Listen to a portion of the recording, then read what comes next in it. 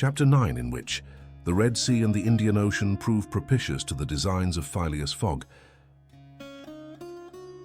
The distance between Suez and Aden is precisely 1,310 miles, and the regulations of the company allow the steamers 138 hours in which to traverse it. The Mongolia, thanks to the vigorous exertions of the engineer, seemed likely, so rapid was her speed, to reach her destination considerably within that time. The greater part of the passengers from Brindisi were bound for India, some for Bombay, others for Calcutta by way of Bombay, the nearest route thither, now that a railway crosses the Indian peninsula. Among the passengers was a number of officials and military officers of various grades, the latter being either attached to the regular British forces or commanding the sepoy troops, and receiving high salaries ever since the central government has assumed the powers of the East India Company. For the sub-lieutenants get £280, brigadiers £2,400, and generals of divisions £4,000. What with the military men, a number of rich young Englishmen on their travels, and the hospitable efforts of the purser, the time passed quickly on the Mongolia. The best of fare was spread upon the cabin tables at breakfast, lunch, dinner, and the 8 o'clock supper, and the ladies scrupulously changed their toilets twice a day, and the hours were whirled away when the sea was tranquil, with music, dancing, and games. But the Red Sea is full of caprice and often boisterous, like most long and narrow gulfs.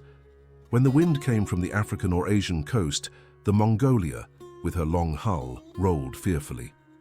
Then the ladies speedily disappeared below. The pianos were silent. Singing and dancing suddenly ceased. Yet the good ship ploughed straight on, unretarded by wind or wave, towards the Straits of Bab el-Mandeb. What was Phileas Fogg doing all this time? It might be thought that in his anxiety, he would be constantly watching the changes of the wind, the disorderly raging of the billows, every chance, in short, which might force the Mongolia to slacken her speed, and thus interrupt his journey. But if he thought of these possibilities, he did not betray the fact by any outward sign, always the same impassible member of the Reform Club, whom no incident could surprise. As unvarying as the ship's chronometers, and seldom having the curiosity even to go upon the deck, he passed through the memorable scenes of the Red Sea with cold indifference, did not care to recognize the historic towns and villages which, along its borders, raised their picturesque outlines against the sky, and betrayed no fear of the dangers of the Arabic Gulf, which the old historians always spoke of with horror, and upon which the ancient navigators never ventured without propitiating the gods by ample sacrifices. How did this eccentric personage pass his time on the Mongolia? He made his 4 hearty meals every day, regardless of the most persistent rolling and pitching on the part of the steamer, and he played whist indefatigably, for he had found partners as enthusiastic in the game as himself. To a tax collector, on the way to his post at Goa, the Reverend Decimus Smith, returning to his parish at Bombay, and a brigadier general of the English army, who was about to rejoin his brigade at Benares, made up the party, and with Mr. Fogg, played whist by the hour together in absorbing silence. As for Passepartout, he too had escaped seasickness, and took his meals conscientiously in the forward cabin. He rather enjoyed the voyage, for he was well fed and well lodged, took a great interest in the scenes through which they were passing, and consoled himself with the delusion that his master's whim would end at Bombay. He was pleased, on the day after leaving Suez, to find on deck the obliging person with whom he had walked and chatted on the quays. "If I am not mistaken," said he, approaching this person with his most amiable smile, "you are the gentleman who so kindly volunteered to guide me at Suez? Ah, I quite recognize you. You are the servant of the strange Englishman. Just so, Monsieur Fix." "Monsieur Fix," resumed Passepartout, "I'm charmed to find you on board. Where are you bound?" "Like you, to Bombay." "That's capital. Have you made this trip before?" "Several times. I am one of the agents of the Peninsular Company." "Then you know India?" "Why, yes," replied Fix, who spoke cautiously. "A curious place, this India. Oh, very curious. Mosques, minarets, temples, fakirs, pagodas, tigers, snakes, elephants. I hope you will have ample time to see the sights." "I hope so, Monsieur Fix. You see, a man of sound sense ought not to spend his life jumping from a steamer upon a railway train, and from a railway train upon a steamer again, pretending to make the tour of the world in 80 days. No, all these gymnastics, you may be sure, will cease at Bombay. "And Mr. Fogg is getting on well?" asked Fix in the most natural tone in the world. "Quite well, and I too. I eat like a famished ogre. It's the sea air. But I never see your master on deck." "Never. He hasn't the least curiosity. Do you know, Mr. Passepartout, that this pretended tour in 80 days may conceal some secret errand, perhaps a diplomatic mission?" "Faith, Monsieur Fix, I assure you I know nothing about it, nor would I give half a crown to find out." After this meeting, Passepartout and Fix got into the habit of chatting together, the latter making it a point to gain the worthy man's confidence. He frequently offered him a glass of whiskey or pale ale in the steamer bar room, which Passepartout never failed to accept with graceful alacrity, mentally pronouncing Fix the best of good fellows. Meanwhile, the Mongolia was pushing forward rapidly. On the 13th, Mocha, surrounded by its ruined walls whereon date trees were growing, was sighted, and on the mountains beyond were espied vast coffee fields.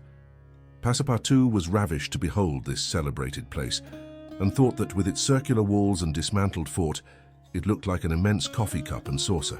The following night they passed through the Strait of Bab el-Mandeb, which means in Arabic the Bridge of Tears, and the next day they put in at Steamer Point, northwest of Aden Harbour, to take in coal.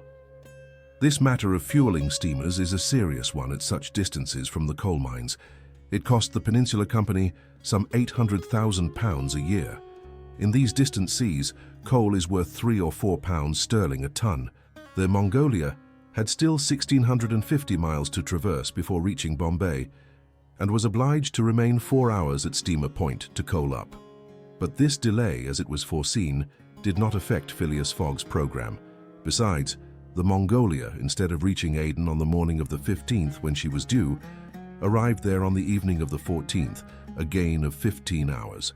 Mr. Fogg and his servant went ashore at Aden to have the passport again visaed. Fix, unobserved, followed them. The visa procured, Mr. Fogg returned on board to resume his former habits, while Passepartout, according to custom, sauntered about among the mixed population of Somalis, Banyans, Parsis, Jews, Arabs, and Europeans who comprised the 25,000 inhabitants of Aden. He gazed with wonder upon the fortifications which make this place the Gibraltar of the Indian Ocean, and the vast cisterns where the English engineers were still at work 2,000 years after the engineers of Solomon. Very curious," said Passepartout to himself on returning to the steamer. "I see that it is by no means useless to travel if a man wants to see something new." At 6 p.m., the Mongolia slowly moved out of the roadstead and was soon once more on the Indian Ocean. She had 168 hours in which to reach Bombay, and the sea was favorable, the wind being in the northwest and all sails aiding the engine. The steamer rolled but little. The ladies, in fresh toilets, reappeared on deck, and the singing and dancing were resumed.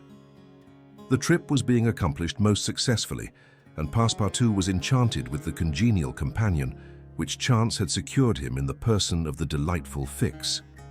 On Sunday, October 20th, towards noon, they came in sight of the Indian coast. 2 hours later, the pilot came on board.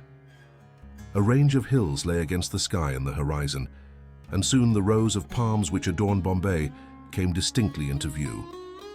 The steamer entered the road formed by the islands in the bay, and at 4:30 she hauled up at the quays of Bombay.